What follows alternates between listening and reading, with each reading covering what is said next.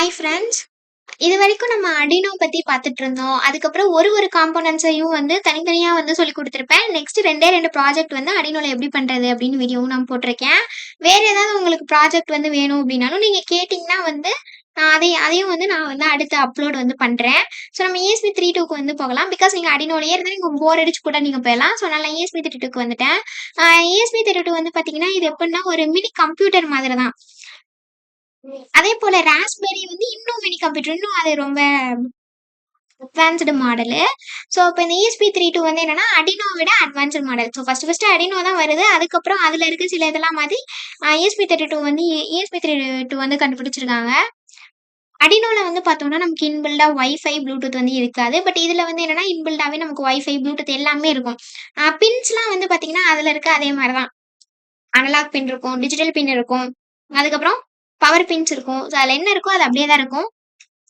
அங்க என்ன பண்றீங்களோ அதே தான் இங்கேயும் பண்ணுவீங்க.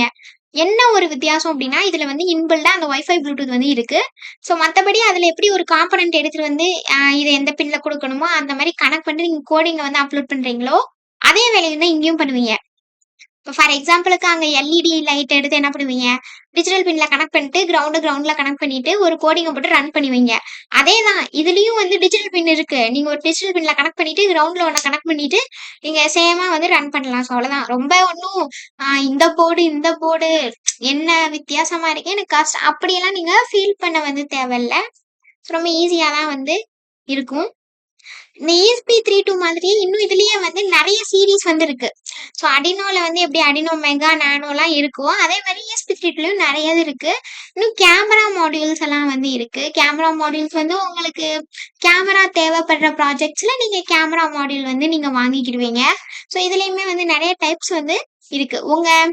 இப்ப இந்த ESP32லயே வந்து பாத்தீங்கன்னா, ஒண்ணும் எப்படின்னா, இப்ப இது காமனா இப்ப நீங்க ESP32 வந்து வாங்குறீங்க அப்படின்னா, இத நீங்க மோஸ்ட் ஆஃப் த காமனா நெறைய ப்ராஜெக்ட்க்கு யூஸ் ஆயிரும். அதே நீங்க வேற சீரிஸ்லாம் இருக்குல்ல, அதெல்லாம் வந்து எப்படி இருக்கும் அப்படின்னா, ஒரு டாஸ்க்குக்கு இருக்கும். ஒரு டாஸ்க்குக்கு இந்த ஸ்பெசிஃபிக்கா ஒரு டாஸ்க்குக்கு டிசைன் பண்ணியிருப்பாங்க.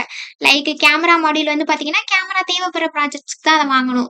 சும்மா கேமராவே தேவையில்லாத ப்ராஜெக்ட்டுக்கு அத வந்து வாங்குறது வேஸ்ட் தானே. ஸோ அது வேஸ்ட் ஆஃப் மனி. ஸோ அந்த மாரி அது ஸ்பெசிஃபிக்கான ஒரு சில டாஸ்க்குக்காக வந்து அந்த மாரி மாடல்ஸ் வந்து இருக்கும். அதெல்லாம் நான் உங்களுக்கு வந்து ஷார்ட்ஸ்ல அப்லோட் பண்றேன். இப்போ உங்களுக்கு ESP32 பத்தி ஒரு நல்ல ஐடியா கிடைச்சிருக்கும் அப்படின்னு வந்து நினைக்கிறேன். நம்ம நெக்ஸ்ட் வீடியோல வந்து பார்க்கலாம்.